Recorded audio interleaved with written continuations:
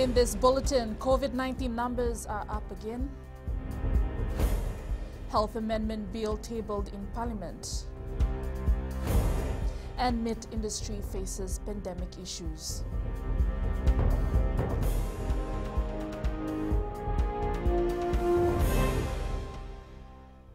Good afternoon.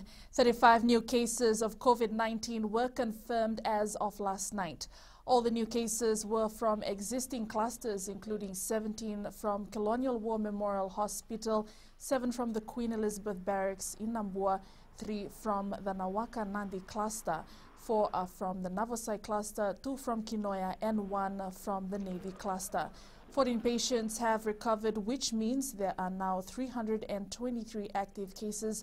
There have been 438 cases since this outbreak started in April 2021.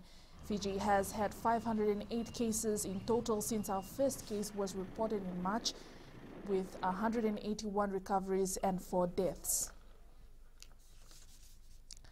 The Ministry of Health is still evaluating the data and the results of testing at the CWM hospital to determine best practices. The ministry conducted thorough swabbing at CWM hospital from Tuesday until yesterday and recorded 14 new positive cases. Permanent Secretary Dr. James Fong says they're awaiting more results. He says the evaluation will help them determine how to secure the hospital while continuing to safely provide medical services to Fijians. Currently, the emergency department is functioning and inpatient pediatrics and obstetrics services are continuing. The maternity ward and children's wing have developed stringent screening areas in the antenatal clinic area and the children's outpatient department for patients requiring urgent admission. Non-emergency outpatient services are not available. All access from other parts of the hospital has been closed off to the maternity and children's wing. The Public Health Amendment Bill 2021 has been tabled in Parliament today, and this will be debated and voted upon this afternoon. Attorney General Ayaz Said Qayyum says the amendment to the Public Health Act is urgent, and as there are certain public measures and protocols that needs to be adhered to as Fiji fights the second wave of COVID-19. This will bring in spot fines for those found in breach of COVID-19 restrictions, such as not wearing their mask. Number of infringements by members of the public, we need to highlight to them that things like wearing a mask when you're interacting with lots of people in crowded places, like having a Care Fiji app on, is a must. We've of course had, Mr. Speaker, sir, currently a lot of people who have turned up to courts for infringement of various infringement breaches. It's a fairly laborious process. It's a very straightforward process. If you are actually not adhering to those processes, it's very clear-cut. Most countries have actually moved to a system of having a penalty through fines. Parliament has voted to debate the amendment of the Fiji Revenue and Customs Bill 2021, moved by the Attorney General Ayaz Said Qayyum tomorrow, Friday the 4th of June. Strong disagreements to this motion were coming from the opposition party in Parliament, who say that more time is needed to debate on the mentioned bill. However, the Attorney General Ayaz Said Qayyum says that the change is to the date under Section 43 of the Act, which is currently not correlating with the end of financial year that was changed in 2016. And that particular provision where it says it needed to provide a half-yearly report had not been amended. So it said half-yearly report by August. Obviously that does not make sense because the financial year actually begins in August. The second wave of COVID-19 has hit the Fiji Meat Industry Board, taking away at least 70% of their livestock supply from farmers. Chief Executive Vimal Chand says the supply of livestock dropped during the first few weeks of stringent restrictions from late April to May this year, as most farmers reside in Vanua Levu and the Western Division. Chand says they are seeing a steady increase in livestock supply when compared to a huge dip over the past few weeks, thanks to the easing of certain restrictions. There was a problem that the suppliers and the farmers faced was getting the cattle far from Vanuatu and from west to the abattoir.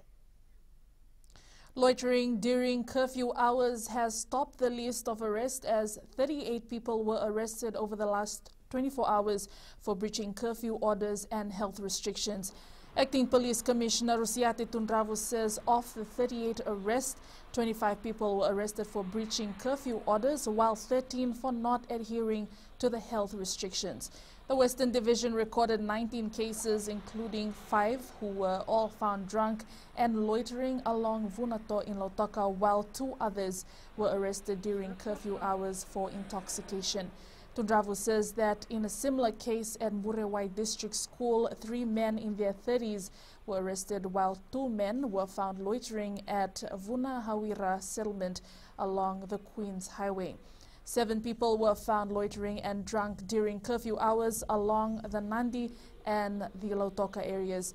Of the 10 cases recorded in the Eastern Division, while the Southern Division recorded 9 cases, including 4 men of Nandera who were all arrested for intoxication and loitering.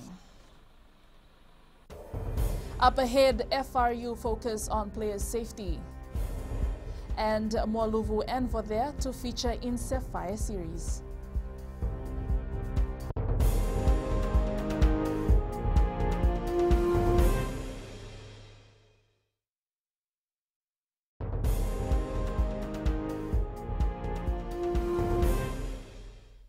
Welcome back. The countdown to the Olympic Games has begun, and for the Fiji national sevens team, the safety of its players is still paramount. At the moment, we know Olympics is crucial, but the life and safety of our players is most paramount.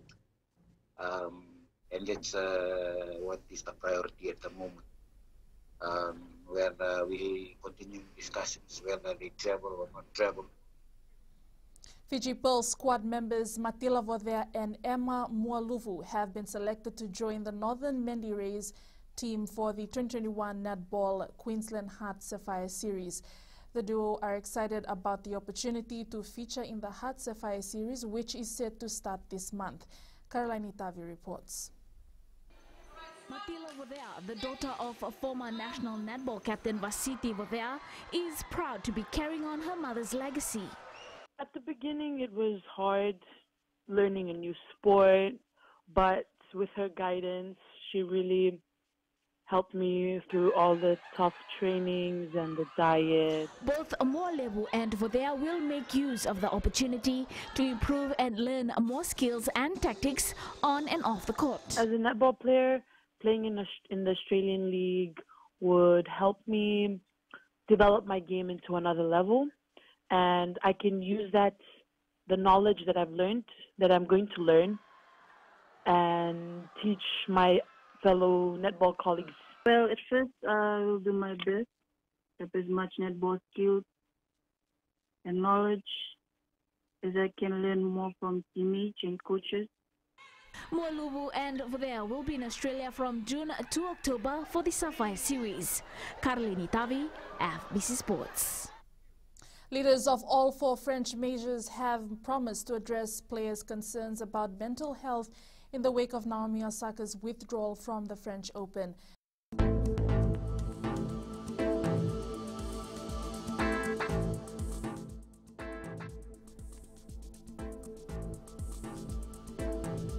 Taking a look at the weather, a high-pressure system to the far southwest of Fiji directs a southeasterly wind flow over the group.